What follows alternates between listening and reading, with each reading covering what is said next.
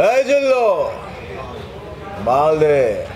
ধারণা ছিল না, ধারণা ছিল, ভালোবাসা পাবো ইচ্ছে ছিল, চেষ্টা ছিল।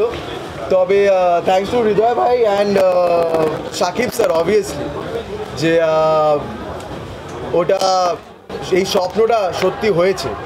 তবে এই লেভেলে যাবে, এই স্তরে যাবে, সেটা একেবারেই মানে কল্পনার বাইরে ছিল, জাস্ট কল্পনার বাইরে ছিল। তবে হৃদয় ভাই বলেছিলেন, হ্যাঁ হৃদয় ভাই বলেছিলেন যখন আমরা শ্যুটটা করছিলাম, এই জিল্লু মালদে, যখন আমরা গানের সিনটা, ক্লাইম্যাক্স সিনটা শ্যুট করছি, হৃদয় ভাই আসে আমার পাশে আর এসে বলে কি স্যাম একটা কথা বলছি, এই সংলাপটা হিট হয়ে যাবে। বলছেন স্যার, আমি তখন বুঝিনি ব্যাপারটা, ক্যারেক্টারটা হিট হয়ে যাবে ওই জায়গাটাতে বলে এই যে বললেন না, সাকিব স্যার বলে দিল না হিট হয়ে যাবে। বাট সিরিয়াসলি তো থ্যাংক ইউ এত ভালোবাসাদের জন্য, এই স্তরে নিয়ে যাওয়ার জন্য। আর খালি এখানে থামবো কেন, আরও এগিয়ে যাবো আমরা ডেফিনেটলি ইনশাআল্লাহ। আরে বাপরে, আমি অনেক জায়গায় বলেছি মানে মেগাস্টার উনি যে আশেপাশে দাঁড়ালেই বুঝতে পারবেন উনি megastar. He is a beautiful person and he is goat একটা অরা আছে ওনার, যে অরাটা আপনি পরে একটা মানে মুগ্ধ হয়ে যাবেন, একটু মানে ওই কথা বেরোবে না মুখ দিয়ে, এরকম একটা ব্যাপার।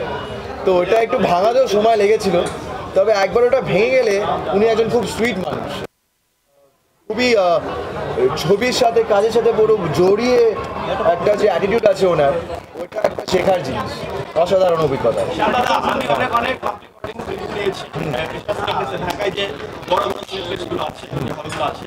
সেখানে আমি এমন কিছু অডিয়েন্স পেয়েছি যারা বলছে যে আমাদের বরবাদ ভালো লেগেছে শুধুমাত্র শাকিব ভাইয়ের জন্য আর জিল্লু মানে শ্যাম দাদার জন্য।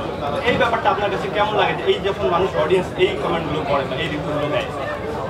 এটা আরও বেশি করে বলুন, তাহলেই তো নায়ক হয়ে উঠবো নাকি, তাই না? তো এগুলো আরও বেশি করে বলুন, এটাই বলবো। But thank you so much, thank you. আমি প্রচণ্ড কৃতজ্ঞ, আমার কাজ ভালো লেগেছে, আমি কৃতজ্ঞ আমার টিমের কাছে আমাকে ওই জায়গাটা দেওয়ার জন্য, এডিটটা দেওয়ার জন্য, আর সাকিব ভাইকে, সাকিবিয়ান্সকে, আর এরকম একটা বড় ছবি করার জন্য, যেখানে মানে আমি অনেক রিভিউ দেখছি সারাক্ষণ, আমি পশ্চিমবঙ্গে বসে দেখছি কি যারা যারা মানে জীবনেও সিনেমা হলে যায়নি, তারাও প্রথমবার সিনেমা হলে যাচ্ছে। আর এটাই হচ্ছে একটা সিনেমার পাওয়ার, যে একটা হিট সিনেমার পাওয়ার, টেনে আনার পাওয়ার।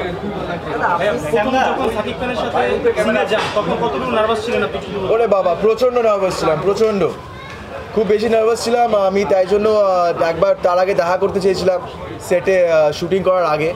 তো দেখাটা বেশি নার্ভাস হয়ে গেলাম।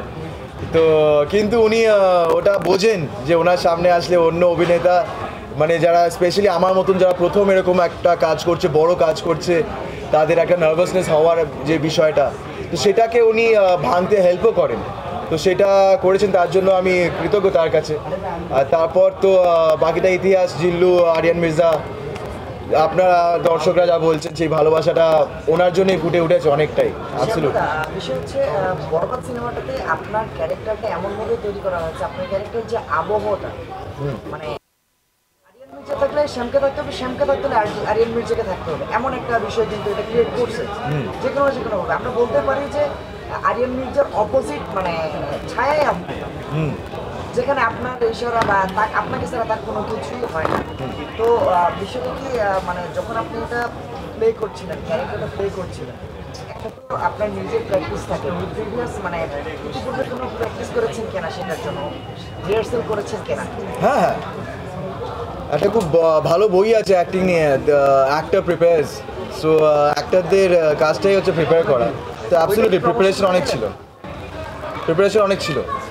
শ্যামদা, একটু জানতে চাই, শাকিব খানের সাথে আগে পশ্চিমবঙ্গের ইদিকা পাল কাজ করেছেন এবং তারপর ইদিকা পাল পশ্চিমবঙ্গেও খুব জনপ্রিয় হয়ে গেছেন, খাদানে কাজ করেছেন, আবার বরবাদে করলেন।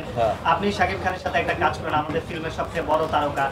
কি মনে হয় বরবাদ আপনার ক্যারিয়ারের জন্য একটা টার্নিং পয়েন্ট হবেন কি, এবং আপনি পশ্চিমবঙ্গেও কোনো পাচ্ছেন কিনা রেসপন্স, একটু জানতে চাই সব মিলিয়ে।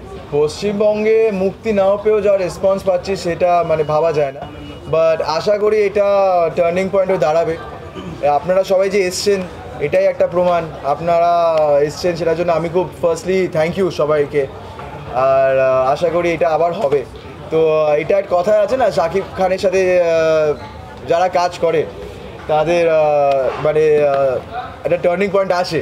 তো আশা করি বরবাদ সেই সুযোগটা আমায় করে দেবে, আর দর্শকদের ভালোবাসা সেটাকে আরও বেশি করে দেবে। দর্শকদের কাছে পৌঁছানোর মাধ্যম পেয়েছি, এটাই বড় ব্যাপার, এটাই খুবই বড় ব্যাপার। আর এখান থেকেই আশা করি আরও অনেক ভবিষ্যতে আরও অনেক উপায় খুলে যাবে। এর মধ্যে আর কোনো অফার পেয়েছেন কিনা বা কথা চলছে কিনা বরবাদ মুক্তির পরে? সাইলেন্স। শ্যাম ভাই, কলকাতা দর্শকদের আসলে কতটুকু আগ্রহ বরবাদ দেখার? ওরে প্রচণ্ড বেশি। এবার দেখুন মানে ছবির ট্রেলারটা তো সবাই দেখেছেন, তবে আমি কাজ করেছি সেটাও শুনেছেন, কিন্তু ছবিটা যা একজন দুজনকে না মানে দেখতে হবে প্রথমে, তারপর যে হাইপটা তৈরি হবে না সেটার জন্য আমি অপেক্ষা করছি, সেটাই একটা ব্যাপার। তো খুবই সবাই বসে আছে, কিন্তু আসলে যে সিনেমাটা কতটা ভালো সেটা বুঝতে পারছে না এখনও, সেটার জন্য আমার আমি খুব দুঃখিত। তো সেটা আশা করি it will change very soon. Let's hope so ইনশাআল্লাহ, লেটস হোপ সো। ভগবান আশীর্বাদে নিশ্চয়ই হবে। ইটস আ হিউজ মার্কেট দেয়। তো তখন আবার প্রশ্নটা করবেন, তখন আবার আমি উত্তরটা দেবো। ভাই আমরা কি আরিয়ানের মুখে যে ডায়লগটা শুনেছি, এই যে লো মালদে, এটা আপনার মুখে শুনতে পারি? হ্যাঁ নিশ্চয়ই হবে নাকি। অ্যাকশন। এই জল্লো মাল দে। মাকে সত্যি সত্যি এনেছেন কিনা সাথে? সাইলেন্স চলে আসছে। সাইলেন্স। শাকিব খানের আরেকবার শুনবেন? এই জল্লো মাল দে। স্যারের মতন করেই বললাম আর কি। হ্যাঁ না, এবার ওটা পারবো না, ওটা ওনার